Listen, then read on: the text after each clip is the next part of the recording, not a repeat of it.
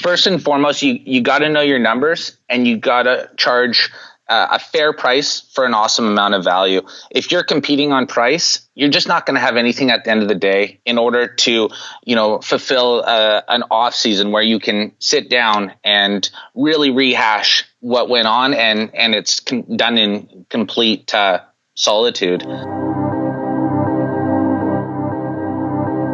Welcome to the Quick Talk Podcast with Joshua Latimer, where we discuss business, life, family, faith, struggle, fire, pain, and ultimately winning. It's time to take massive action. Look, I can't work harder on your life or business than you do. It's ultimately all on you. God created all the food the birds would ever need, but he doesn't put it in their nest. You've got to go get it. 10 out of 10 people die. So how about doing something today that actually matters while you still can? Hey everybody, Josh here. Welcome to the Quick Talk Podcast. Can you believe that it's already Tuesday, January 9th? I cannot believe it. Time is flying way too fast. Well, today I have a special guest. It's our first guest interview of the year, I believe. And it's a buddy of mine named Brandon Lazar. And chances are you might not have heard of Brandon Lazar, but he has an incredible story that I think is going to touch you in your heart and it's going to relate with you. You guys hear me talk all the time about how you can change your family tree with your business. You can change your community, like your little tiny business, even if it's just you. Like the potential that it has for change and for positive impact in the world is huge, and you might feel like silly that your business is so small, but whatever your purpose is or your dreams are, your little tiny service company can deliver that to you. And I'm going to let Brandon tell his incredible story, but to give you a teaser, he's climbed Mt Kilimanjaro. He takes 3 months off every single winter. He has 2 different companies that he's built. I think he's in Mexico right now. He's been all over Africa and went to Mt Everest and done all this crazy stuff that maybe some people would think, wait, how can someone do that with a cleaning business? That's crazy. Well, Brandon, thank you for taking time with us. How the heck are you? Hola, Josh. Thanks so much for having me. I'm doing fantastic. I have to say, we always look forward to a change is as good as a rest, as they say. And of course, we're on our off season right now. And it's really time for me to take a bit of a workation, step back and rehash on the back end of the business. You're taking a workation? I love that. That's awesome, man. Well, let's get into your backstory so that we can set up how cool of a business you've built. Take us back. How'd you get into the service industry? What are you doing these days? Yeah, so just a brief intro. I'm 29 years old. I'm from British Columbia, Canada, and I have a business degree. In my first year of my program, I actually started 2 separate businesses simultaneously.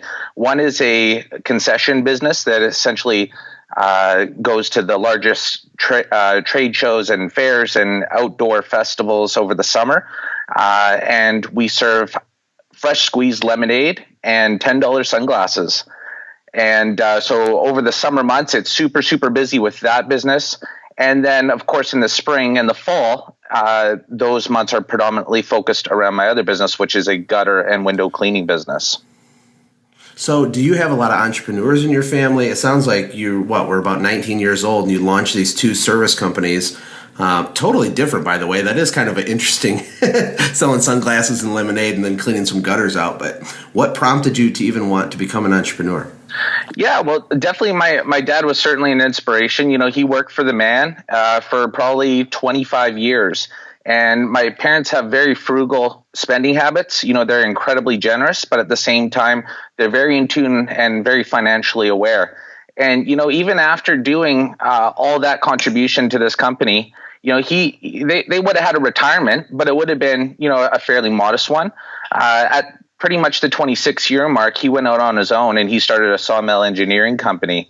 And, in 10 years of running that business and then eventually selling it, it completely whooped the previous 25 years in terms of what the results were. And, that's just so inspiring. That is crazy. You can work smarter, you can work harder. Yeah, that's awesome. So your dad, after being multi-decades as an employee, decided to start a company and worked his butt off, had success, and made more money and had more freedom than he ever did in the previous 20-something years with his with his job. That's awesome. I think, as the listeners listen to this, we know that there's something here with our business. We know that there's freedom, there's systems. I mean, for you to be able to leave for 3 months each year, I know you're in Mexico right now, you got to have some things in place. Walk us through your current structure of your company, how things are set up. Is it seasonal? What type of team do you have? How have you built this lifestyle for yourself? Well, I think first and foremost, Josh, I got to mention, I am a massive fan. I started out with your Window Wealth ebook in 2015. Back then we had 2 vans, and we barely had 2 vans. Since then, it seems like so long ago, and that's a good thing because I think that means a lot has changed. Since then, we now have 4 branches. We're in 4 different cities with 2 more on the horizon, and we're going to have 9 vans going this year strong. And I think that's a little bit more than just coincidence, and you're bringing massive, massive value, and people got to listen up and appreciate that. Oh, well, thank you so much. But you know where the real value is, and that means a ton to me when people take action. The real value is in your massive action. So for you to go to from 2 crews to 9 in a couple seasons, you must have been working your guts out. I mean, I know you play hard, but there's also the whole work hard element.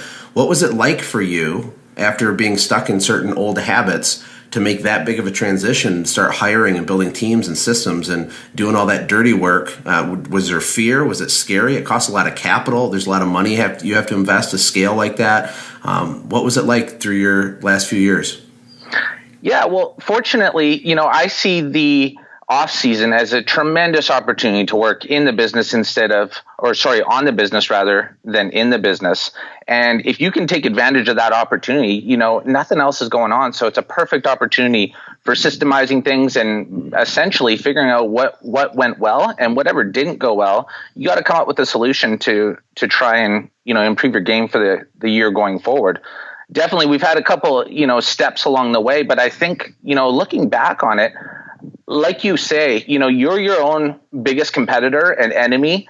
And, it's so easy to externalize the fear and look side to side at, various competition or industry trends or whatever. But at the end of the day, it comes down to what you want to put out there. And I have to say, even after, 10 years in business with the service business, every single year we could have used more crews. So although we're doing great, again, there was a slight degree of hesitation, and, arguably we could have had even greater output. And, but that's just part of the journey too, right?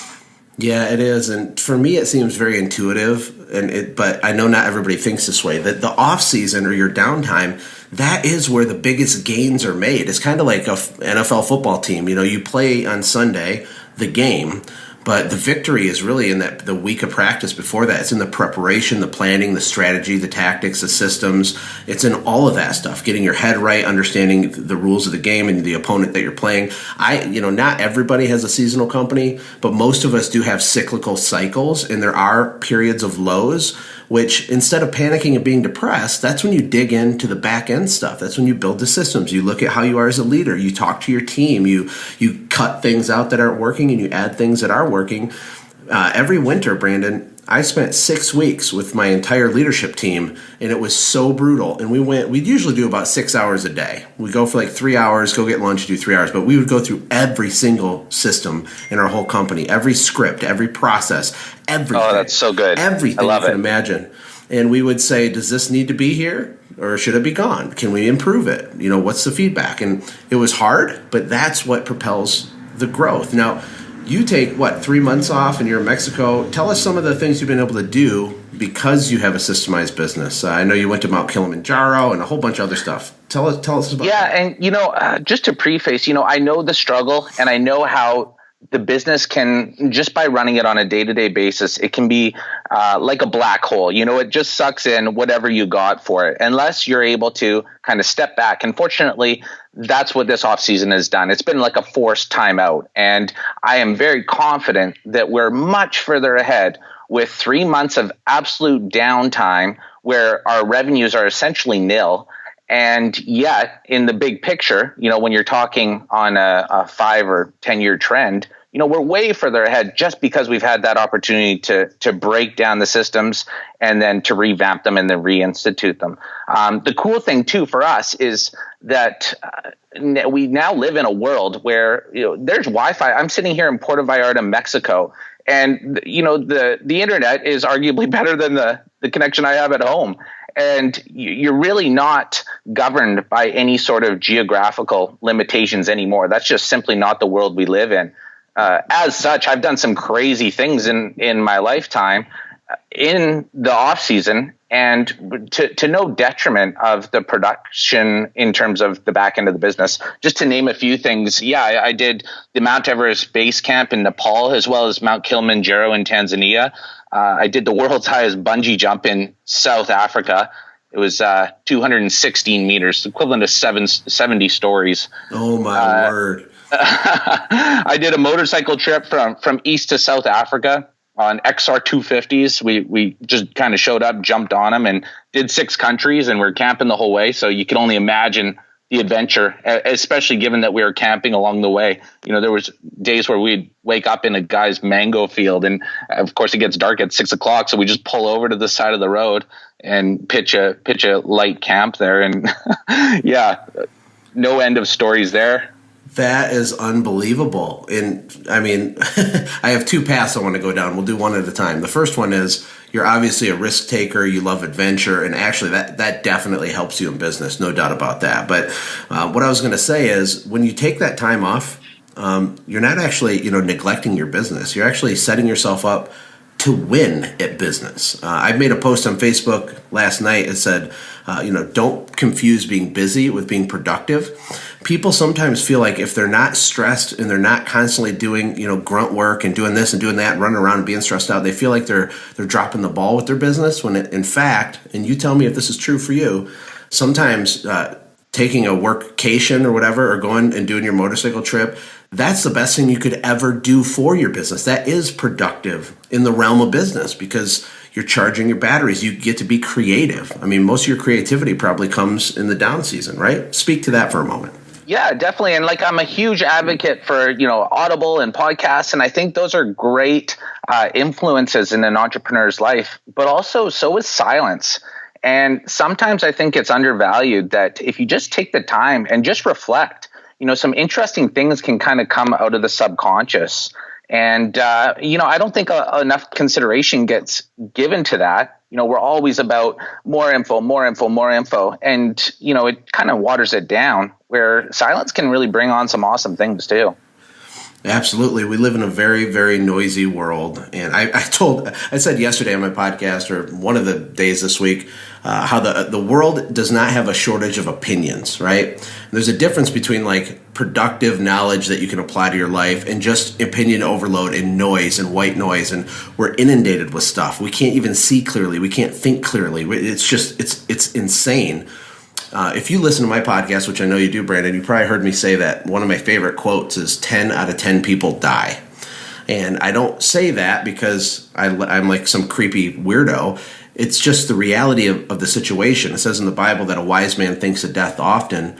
And, we want our business to serve us. So I know you had a loss in your family many years ago. Can you talk about how that affected your thinking and if that had an impact on your business? Yeah, definitely. I think the most important thing is to realize the most important thing we have on this world and the most precious thing we have is time. And too often that gets forgotten.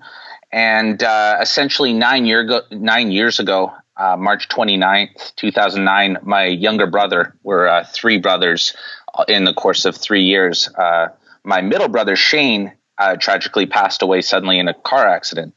And that, I tell you, man, that was the worst thing in the world. And, my heart goes out to anybody that's in a similar situation. And, for a year, you're completely numb.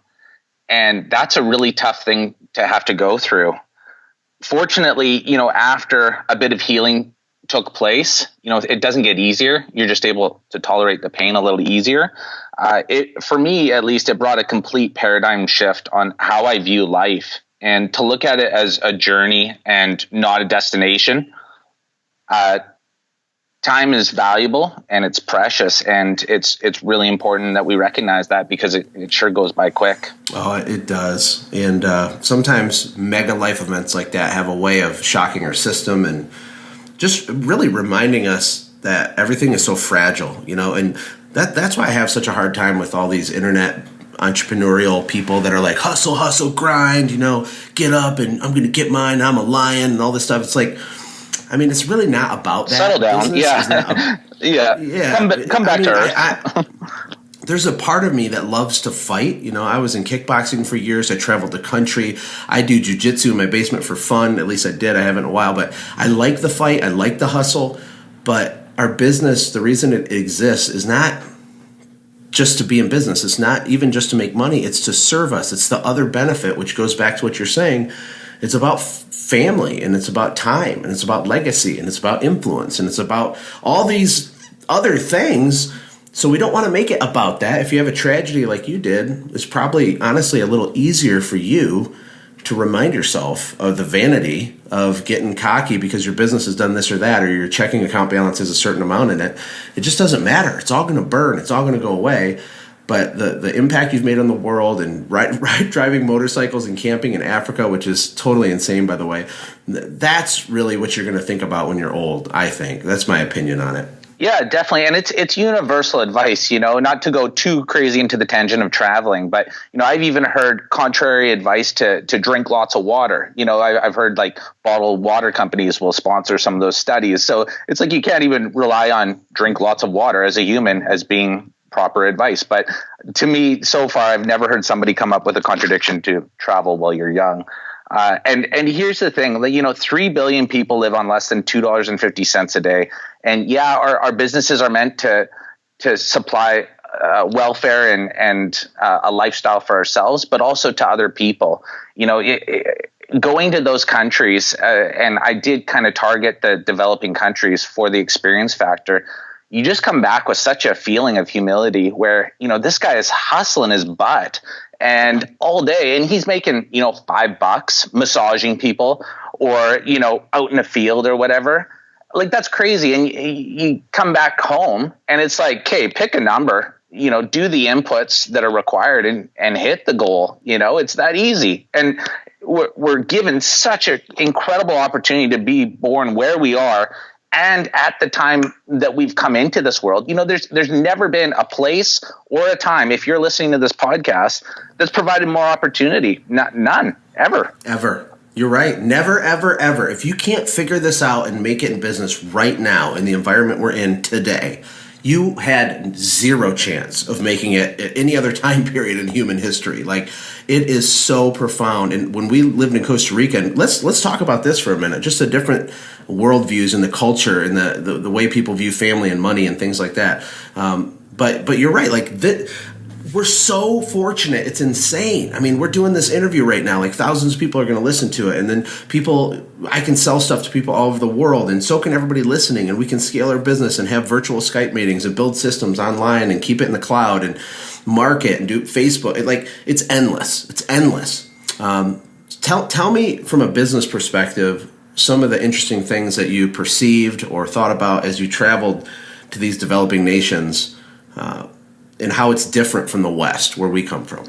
I think as an entrepreneur, you need grit and you need drive.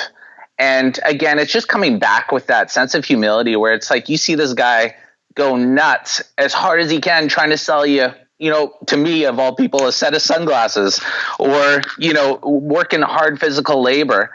And when you just take even an ounce of that inspiration and again, apply it back to what we already have, it's so easy to just move things forward.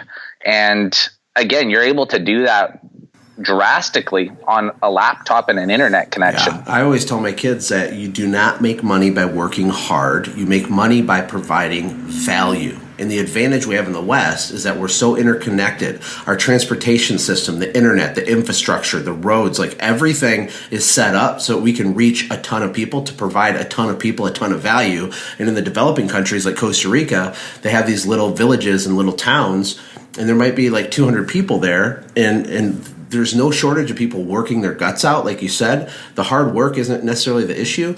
It's that they don't have the opportunity to reach scale. They don't have that. It's just different. Like the means. We can't take credit for that. We can't be arrogant because we're 7 feet tall. I always make the analogy, like LeBron James can be proud of himself for working hard, but he can't be proud of himself for being like 6'11". He just is that way. Like, you can't be cocky because you're born in the United States and it's easier here. Because let me tell you, it is easier here. Yeah, and like the genetic lottery is what you're referring to, right? And obviously we don't have a lot of say in how that turns out. You're basically given a hand and a poker hand at the beginning of your life, and how you want to play it is up to you, right? I think we really got to appreciate as business owners, I know it's tough and guys don't show up, and, you're trying to sell things and it's a slog, but to just remember that it could be a lot worse. You could have a lot less influence.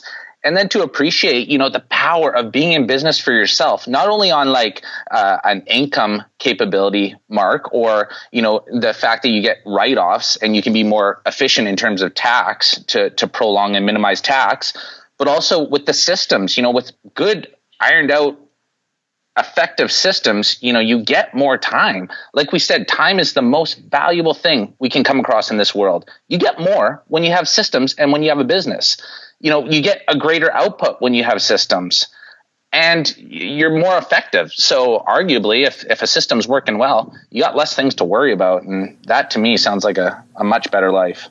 Yeah, then that's a good segue. Let's talk about, your company, your cleaning company specifically, and some of the systems you've had and some of the struggles you've had. I mean, what's been the bigger hurdle for you? Has it been the sales and marketing side and generating deal flow and selling at a high average ticket price, or has it been more the leadership and people and building your team side? What's that looked like for you over the last few years as you scaled up so significantly?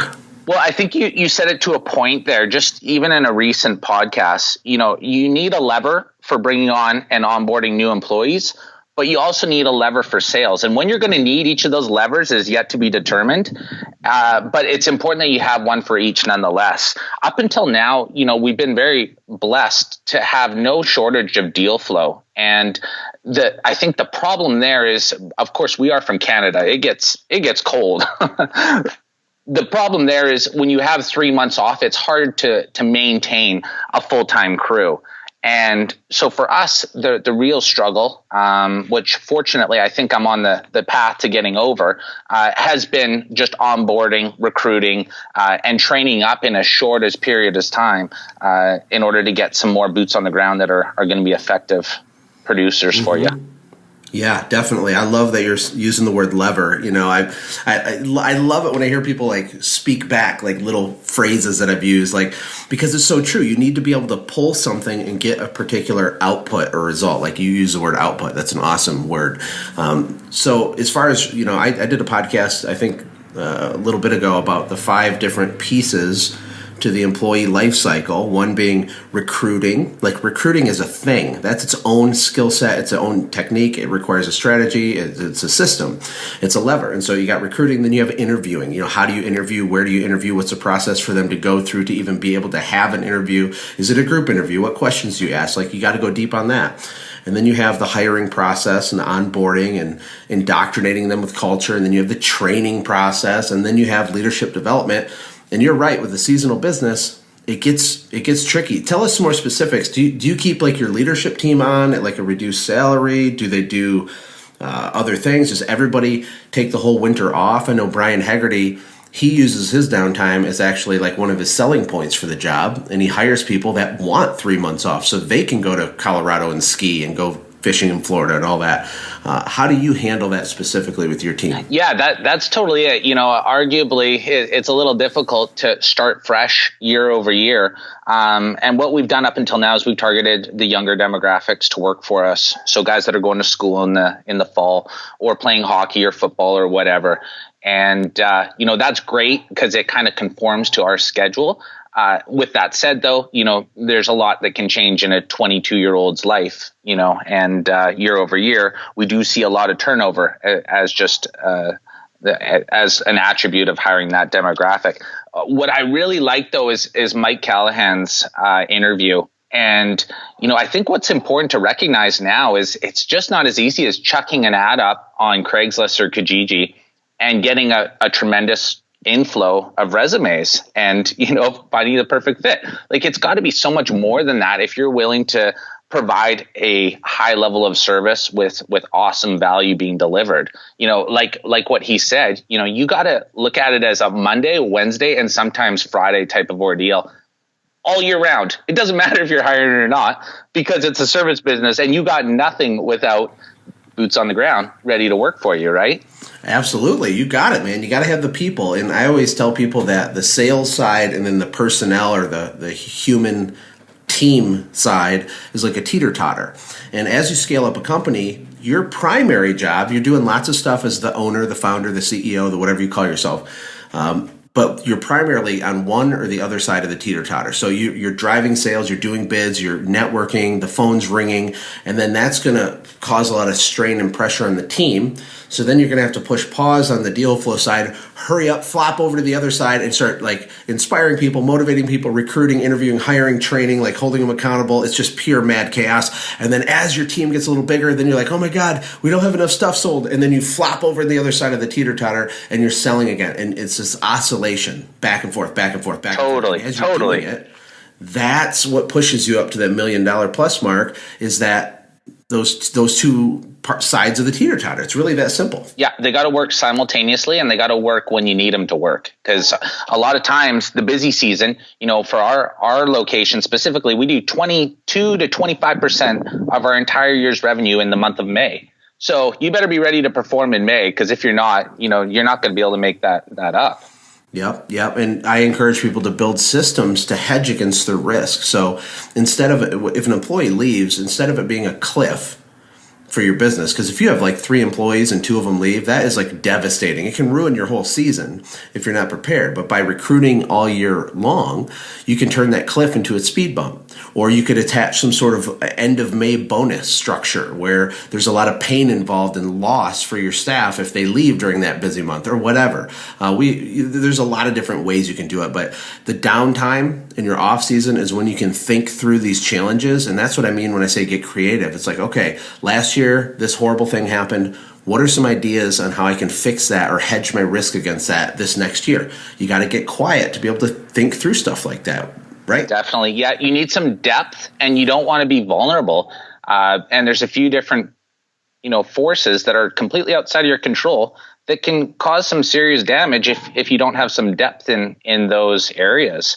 And obviously, employees can definitely be a namely point that, it's all good when it's going good, but man, things can change with a text message real fast. Well, what would you say to the up-and-coming business owner who maybe has been stuck?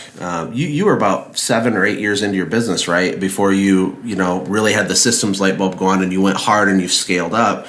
What would you say to them is the most important things they need to put in place or change in terms of their thinking or their business to help them live the life that they want? Maybe they don't want to go do Muay Thai training in Thailand like you've done, or maybe they don't want to go to Cambodia in the Philippines like you have, but I guarantee they want something. How can they get what they want from their business? What advice would you give them? First and foremost, you got to know your numbers and you got to charge a fair price for an awesome amount of value. If you're competing on price, you're just not going to have anything at the end of the day in order to, fulfill an off season where you can sit down and really rehash what went on and it's done in complete solitude. If you don't have that, first and foremost, know your numbers and charge a fair price. I don't know. It's pretty tough to work with anything because there's just nothing left at the end of the season. That is actually really, really good advice. In fact, a lot of people listening to this could solve most of their financial problems just by raising their prices and adding a little bit more perceived value and focusing on the experience. If you just did that, it could change everything. And then the foundational thing you said was know your numbers, which, people overlook, or maybe it's hard because they don't have, a lot of organization yet because they're young and small. But you got to move towards that, guys. You have to understand, your average margin, your average ticket. You have to understand your customer acquisition costs. You have to understand all kinds of different things, or else you're not in control. You're not in control. We need you to be in control so that you can change your family tree. Before I let you go, Brandon, I'm really curious about this Muay Thai training. Those people in Thailand, they're crazy. They're crazy. They're insane. You can see like a little 90-pound guy, and like you don't want to bump into him in a bar after a couple Chang beers Because it's just insane. Like we're so focused on size in North America, and it just has nothing to do with it. When you go over there, it's incredible what those guys can do on virtually no body mass. Well, there's so much mental stuff, Like I know Jocko Willink, the guy, he was a Navy SEAL, and he's really popular right now. Has a podcast, and he has a book called Extreme Ownership, I think it's called. But I think it was him talking about this Navy SEAL guy who was going to run a marathon. And he didn't even train for a marathon. He's like a 260-pound beast. So he's not even built for a marathon, right? And he's running, and he's going kind of slow, but he just keeps going. Long story short, the guy had broken a whole bunch of bones in both of his feet over the course of this marathon, but he never stopped, and he finished the thing, and he just kept chugging along.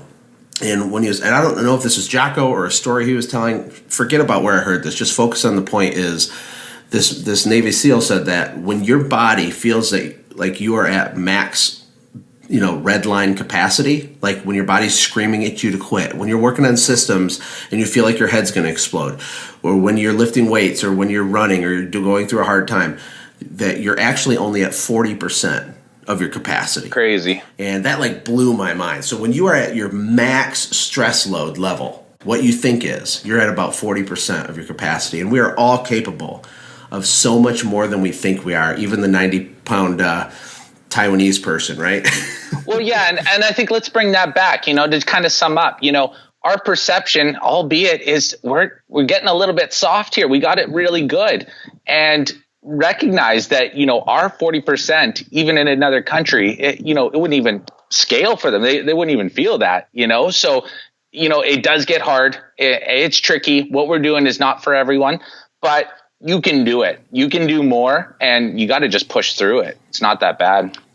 Yeah, and it makes it a little bit easier when you can listen to a podcast like this with Brandon, Lazar, and Josh.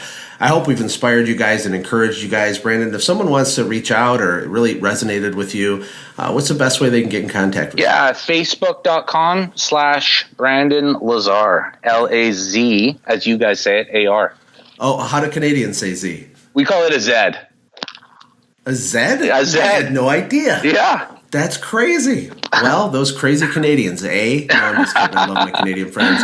Thank you for your time today, Brandon. I think you added tremendous value to people. And this was just a good episode to just remind everybody of what's possible and how cool of a lifestyle we can live if we can just figure out some of this business stuff and the system stuff. I appreciate it, brother. I'll be talking to you soon. Awesome. Thanks a lot, guys. Hey, thanks for hanging out, friends. And from all of us here at the Quick Talk Podcast team, we hope you loved today's show.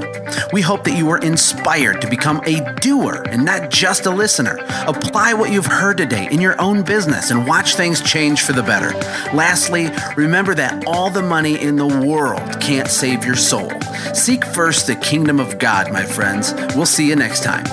For more information about the Quick Talk Podcast or Joshua's other businesses, visit our website, quicktalkpodcast.com. Have a blessed day.